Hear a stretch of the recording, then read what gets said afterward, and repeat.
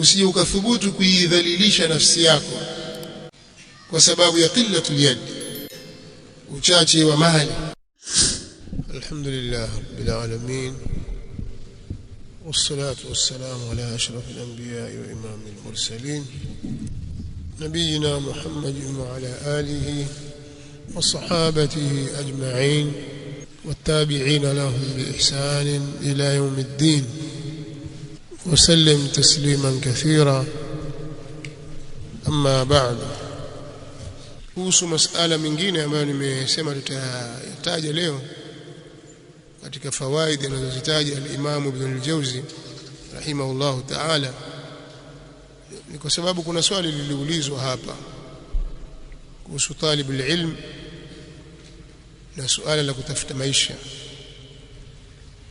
kama kuna watu washawishi wenzao waache kusoma, wafanye kazi, tafute vibarua, tafute riziki na maneno mfano wa haya. Je, hilo ni sawa? Hapa panahitaji mwongozo kutoka kwa wanazuoni wakubwa kwa mujibu wa sheria ya dini yetu. Tunaongozwa vipi? Kwanza nataka kuambia kitu kimoja kikubwa kabisa. Kitu chenyewe ni kwamba ilmu ni sharaf, ni kitu kitukufu sana.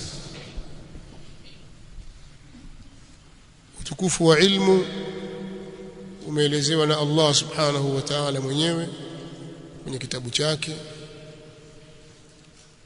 Utukufu wa ilmu na watu wake, watu wa ilmu, zimekuja aya si kidogo. Utukufu wa ilmu na ulama, yani watu wa ilmu na tulabul ilm, umeelezwa na Mtume Muhammad sallallahu alayhi wa alihi wasallam kwenye hadithi ambazo si chache, nyingi sana. Kwa hiyo kwanza hili mlifahamu, hii kazi ni kazi adhim, ni ibada kubwa sana. Alilmu la yaadiluhu shay'un in sahhat an-niyya, elimu haiwezi kulinganishwa au kulingana na kitu chochote endapo nia itakuwa ni sahihi, mtu atakuwa na ikhlas, kama anavyosema al-Imam Ahmad rahimahullahu ta'ala. Hilo takiwa ulifahamu. Hivyo basi isije kukupitikia katika akili yako kuwa ukajiona wewe umekosa kwa kuwa wewe una ilmu alafu huna kipato, ukamtazama yule aliyepewa kipato ambaye hana ilmu kwa kile kipato alichonacho, kaona kwamba yeye ni bora, ukatamani ya laita lana mithla ma utiya Qarun, ukatamani kile alichokuwa nacho, ukadharau ulichonacho. Hii itakuwa ni kufranu neema, ni kuikufuru neema ya Allah subhanahu wa ta'ala. Wewe muhimidi Allah kwa kile ulichopata, na muombe Allah katika fadhila zake. Wallahu dhul fadli alazim, Allah ni mwenye fadhila kubwa kabisa. Muhimidi Allah kwa neema aliyokupa ya ilmu, usidharau ile ilmu ulionayo. Lakini pia watakiwa ufahamu elimu inakuongoza kwenye kufanya subra na ukuwa na uvumilivu juu ya hali hizi za maisha ya kilimwengu,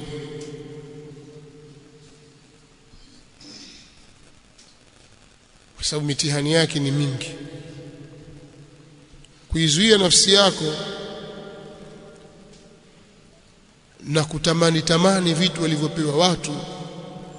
Wala tatamannu ma faddala Allahu bihi ba'dakum ala ba'd, lirrijali nasibun mimma iktasabu walinnisa'i nasibun mimma iktasabu, alafu was'alu Allaha min fadlihi. Msitamani vile ambavyo Allah subhanahu wa ta'ala amefadhilisha baadhi yenu kwa baadhi nyingine. Sitaki kutamani vitu vya watu na ukawahusudu watu na vitu walivyopewa. usifanye namna hiyo. Aya inakuongoza hivyo. wasbir nafsaka ma'a alladhina yad'una rabbahum bilghadati walashi yuriduna wajha wala ta'du 'aynaka anhum turidu zinata alhayati ad-dunya. Ifunge nafsi yako wewe, isubirishe, iwe pamoja na wale ambao wanamuabudu na kumuomba Allah subhanahu wa ta'ala asubuhi na jioni. Usilivushe jicho lako ukawapetuka wale kutazama wengine, ikawa wewe wataka mapambo na vitu vya kilimwengu, ikawa wewe waona kwamba hawa si kitu, hawana thamani yoyote, hiki mlicho nacho si kitu chochote, mnayofanya ni mambo ya kipuuzi. Lakini wale ndio wako sawa, wale ndio wanaume bwana, wale wamefanya kadha wa kadha. Msifanye namna hiyo. Lakini sabr ni kitu kikubwa sana, kwa sababu maisha yana mambo mengi sana. Niona nitangulize maneno hayo kwanza. Kwa maana hiyo basi, usije ukathubutu kuidhalilisha nafsi yako kwa sababu ya qillatul yad, uchache wa mali, ukajiona dhalili, ukaidhalilisha ilmu, ukaitweza, na ukamwona yule aliyenacho ndio mkubwa zaidi, bwana mkubwa muhtaram wa kuheshimiwa, ukaheshimu kile alichokuwa nacho wakati yeye hakithamini ulicho nacho. Usifanye namna hiyo, maafa yake itarudi kwenye kuidhalilisha ilmu, na hili limewakuta watu wengi. Kwa nukta hii nitaitolea maelezo kwa maneno ya Ibn al-Jawzi rahimahullahu ta'ala, alafu nitakuja kwenye nukta nyingine kwa ufupi tu. Anasema Ibn al-Jawzi rahimahullah kwenye kitabu chake hiki Saidul Khatir, faslun hadarna ba'd aghdhiyati arbab al-amwal. Anasema tuliwahi kuhudhuria katika milo, kwenye vyakula vya baadhi ya matajiri, watu wenye mali. Tumealikwa mahali tukaenda kwa matajiri. Faraitu al-ulama adhalla an-nas indahum, nikawaona wale wenye ilmu, maulama ni watu madhalili sana kwao. Wale jamaa wenye mali wanawadharau sana wale watu wenye ilmu, wenye mali wanawadharau wenye ilmu. Hilo mimi nimeliona. Anasema falulama yatawadhauna lahum, nimeona maulama hawa, maulama wanawanyenyekea wale, wayadhillun limawdhi'i tama'ihim fihim, na wanajidhalilisha, wanadhalilika kwa mahali pa tamaa yao kwao, kwa sababu wanatamaa wao kwamba watapewa. Kwa anajidhalilisha, ajifanya mtu duni kwake. Wahum la yahfaluna bihim, na wao matajiri wala hawawajali wao. Lima ya'lamunahu min ihtiyajihim ilayhim, kwa vile wanavyojua matajiri kuwa hawa mashekhi wanahitajia kwao. Faraitu hadha aiban fil fariqain, nikaona hii ni kasoro iko katika sehemu zote mbili. Kuna kasoro iko huku na kasoro iko huku, sehemu hii ya matajiri na sehemu za maulama. Hili jambo nimeliona. Amma fi ahli dunya fawajhu al-aib, ama kwa hawa watu wenye dunia, hawa wenye kipato, hawa upande wa kasoro ambao wanayo wao, annahum kanu yanbaghi lahum ta'dhimu al-ilm, ni kwamba wao walitakiwa wayadhimisha ilmu, walakin lijahlihim biqadrihi fatahum, lakini kwa kutokujua kwao nafasi yake ilmu, kutokujua kwao kwa nafasi ya ilmu imewafutu hiyo ilmu. Wa atharu alayhi kasba al-amwal, na wakatanguliza juu ya ilmu kuchuma mali. Ikawa wao waona kwamba kutafuta mali ndio jambo la kwanza, elimu baadaye, kwa hiyo wakatanguliza hilo kwanza. Sasa nasema fala yanbaghi an yutlaba minhum ta'dhimu ma la ya'rifunahu wala ya'lamuna qadra, kwa haitakikani kutakiwa kutoka kwao kuliadhimisha lile wasilolijua wala wasilofahamu mikdari yake, nafasi yake. Ni ujinga wao ndio uliopelekea wadharau hili jambo. Lau wangelijua hili jambo hili na wangejua nafasi ya watu hawa, wasingewadharau. Lakini ule ujinga wao, kwa aibu ya kwanza yarudi kwao, kwa kule kutokujua kwao ile thamani ya ilmu na wale walioibeba ilmu, ndiko kulikowapelekea kujenga dharau hizi. Wakawa hawajali, akisema huyu fulani akasema katika mtu, akisema tajiri mwenzake atasikiza, kwa sababu atamwambia mambo ya miradi, siku akikwama atakopeshwa, utapiana deal zile na kazi mbalimbali, atamsikiliza vizuri kabisa. Wewe ukizungumza onekana shehe huyu na yule wote sawa tu, hawa kazi yao kuomba hapa tukimaliza hapa ataniomba hapa.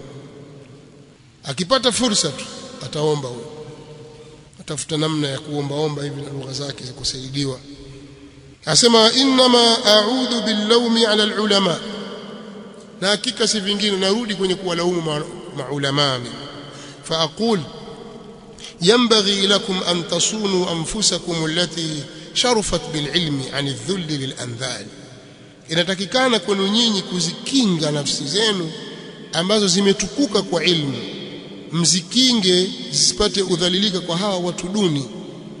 Wa in kuntum fi ghinan anhum kana adh-dhullu lahum wat-talabu minhum haraman alaykum, ikiwa nyinyi mko katika kujikwasia na wao, mmejitosheleza ama wahitaji wao, basi kumekuwa kule kujidhalilisha kwa wao na kutaka kwao ni jambo la haramu juu yenu. Kama kweli nyinyi mna kipato cha kujitosheleza, haina haja wewe kujidhalilisha kwake, kwa sababu wewe una ghina. Kadhalika wa in kuntum fi kafafin falima lam tu'thiru tanazzuha 'an adh-dhull bil-'iffa 'an al-hutam al-fani al-hasil bil-dhilla, na ikiwa nyinyi mko kwenye kipato cha kujitosheleza, pale mna utajiri.